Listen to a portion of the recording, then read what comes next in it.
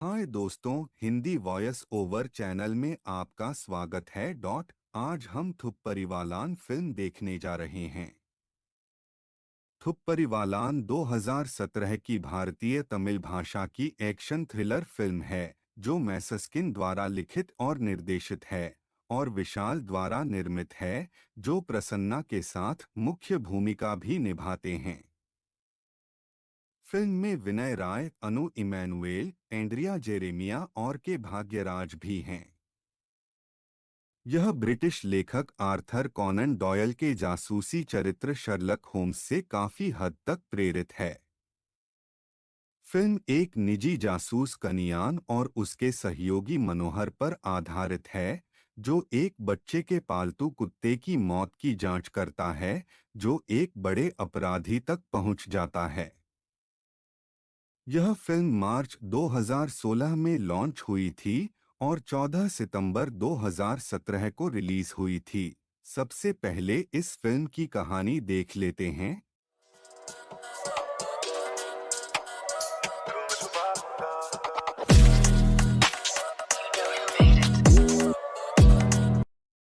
Film की शुरुआत IT company के मालिक दिवाकर और उनके परिवार द्वारा उनका जन्मदिन मनाने से होती है।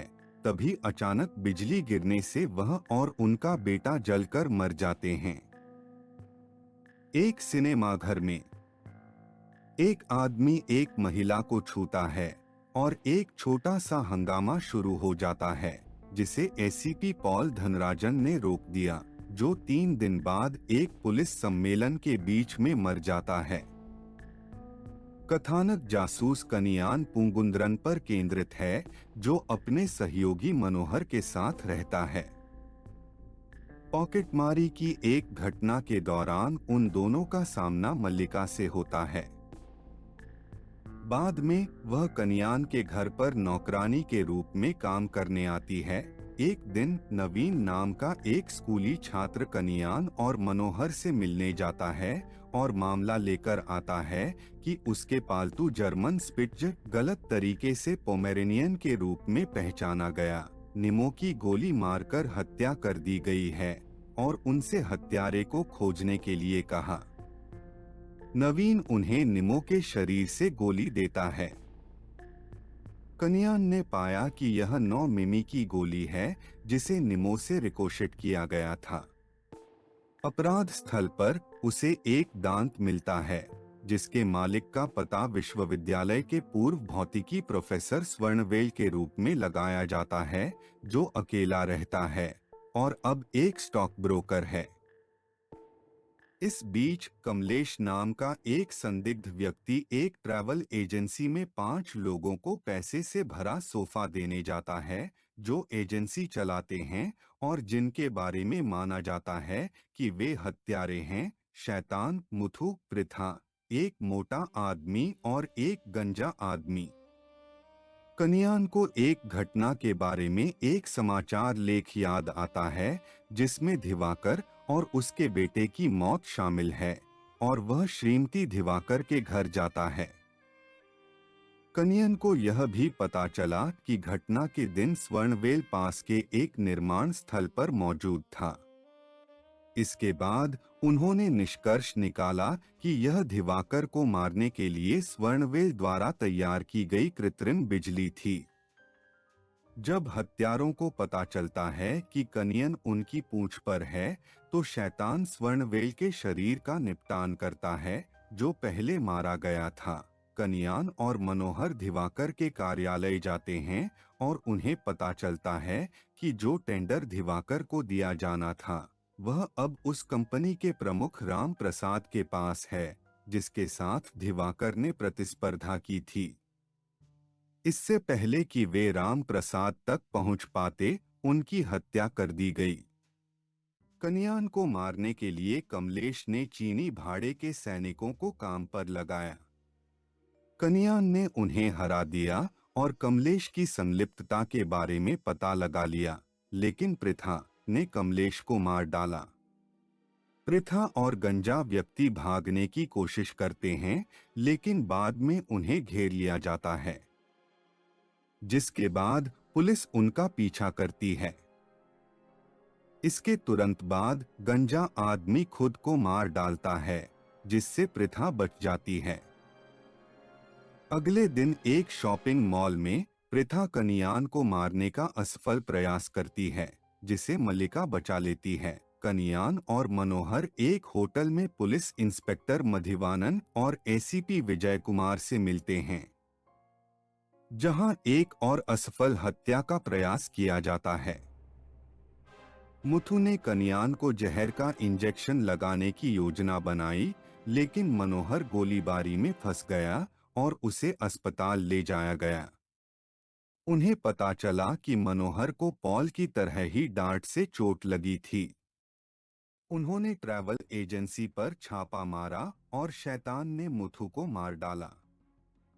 उन्हें बिजली से संबंधित कुछ भौतिकी की किताबें एसएमएस के जरिए धमकी मिली है, जिसमें कहा गया है कि उसके प्रियजन खतरे में हैं। वह सुनिश्चित करता है कि मनोहर अस्पताल में सुरक्षित है, लेकिन मल्लिका को समय पर नहीं बचा सका क्योंकि उसे शैतान ने चाकू मार दिया था। बाद में पता चला कि मधिवानन शैतान का मुखबिर था। कनियान, मनोहर और एक पुलिस टीम शैतान की तलाश में मैंग्रोव जंगल में जाते हैं। कनियान, मनोहर और विजय कुमार को छोड़कर सभी मर जाते हैं।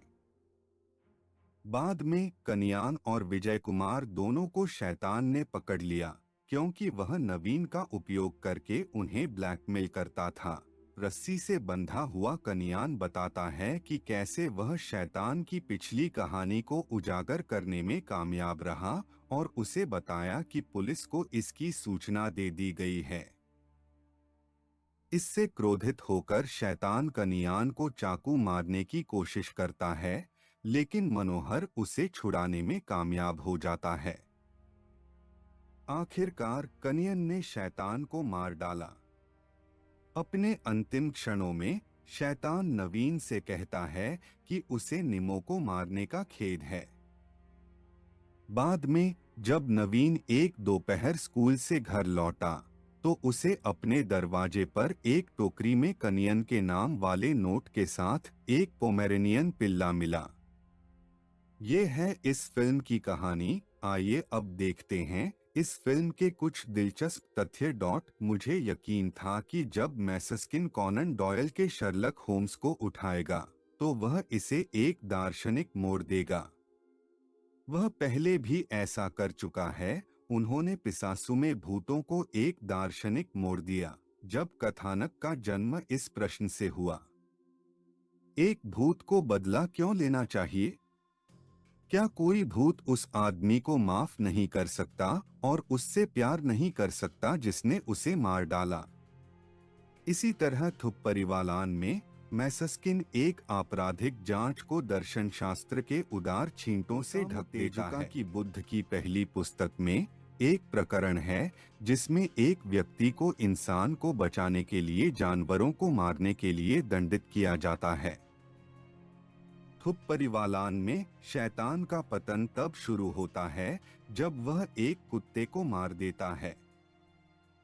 जबकि जासूसी कथा के पाठक अपनी किताबों पर गौर कर रहे हैं और जटिल मोड़ों और सुरागों पर अपना सिर फोड़ रहे हैं, मैसस्किन ने धीरे से उन्हें कंधे पर थपथपाया और उन्हें एक कुत्ते की मौत दिखाई। उन्हें इस सवाल पर ध्यान करने के लिए प्रेरित किया, क्या किसी की मौत है जीवन का स्वरूप, चाहे वह आदमी हो या कुत्ता, एक महत्वहीन घटना?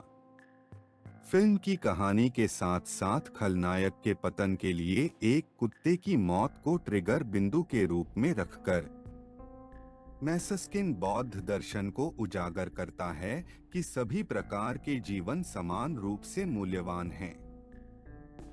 दिलचस्प बात यह है कि यह यदुम ओरे यावरुम केलिर का सार भी है, जो कनियान पुंगुंद्रन द्वारा लिखी गई संगम कविता है, जिसका नाम मैसस्किन अपने जासूस के लिए उपयोग करता है। हालांकि मुझे यह मूल विचार पसंद आया, लेकिन जब शैतान ने अपनी आखिरी सांस लेने से पहले स्पष्ट रूप से इसे आवाज दी, तो मैं अपना सिर जमीन में गड़ाए बिना नहीं रह सका। शैतान और उस छोटे लड़के के बीच अंतिम मुठभेड़, जिसने अपना कुत्ता खो दिया था।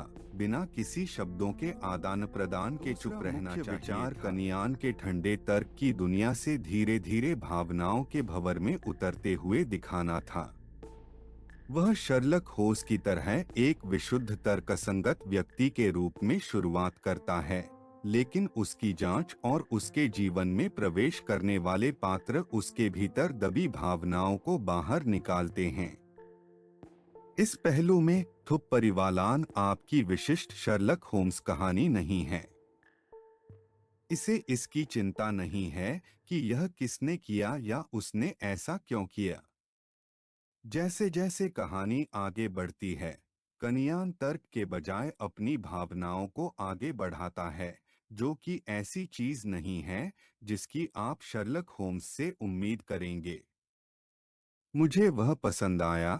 मुझे यह विचार भी पसंद आया कि कनियन उस मामले को उठाता है जो एक छोटा लड़का उसके लिए लाता है। यह कोई वयस्क व्यक्ति नहीं है, यह किसी शक्तिशाली व्यक्ति का सचिव नहीं है। यह एक छोटा लड़का है जिसे एक मामूली सी समस्या है।